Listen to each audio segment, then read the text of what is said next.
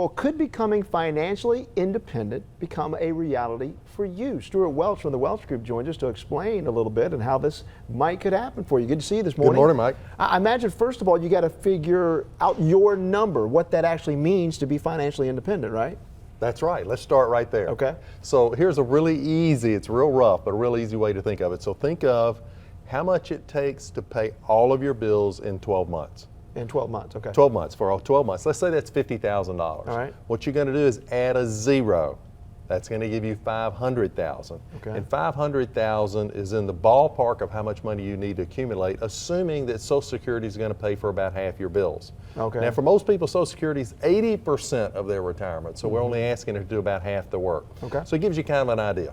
All right, so then once you figure that out, then how do you start? I mean, how do you do this? Why don't we talk about wealth stages? So Okay. wealth stage one, there are 5 stages of wealth. I don't know if we'll get through all of them, but wealth stage one is where you're paying all of your bills and you're investing 10% of your gross income. Okay. And Mike, what that means is that you're actually on a glide path toward that financial independence.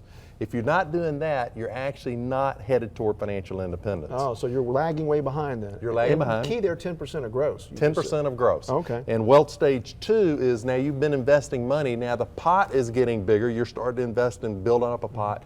And that pot is actually now producing approximately the same amount that you're investing. So if you're investing $10,000 a year, the pot's actually throwing off about $10,000 a year, and that'd be, in this case, about somewhere between $100,000 and $200,000 in the pot. That's a pretty big step up. Yeah.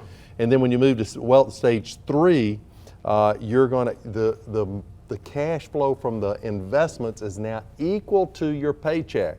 Oh. That's okay. financial independence. That's the one we were started That's what out we're shooting with. for, yeah. Yeah, financial. And most people don't get there until about age 65 or so. Yeah, if we're lucky. Yep, that's Otherwise- right. Otherwise, I'm greeting people at the big department store, and there's nothing wrong with that. But you don't want to have to be working when you're 80. But some of us are just left with that.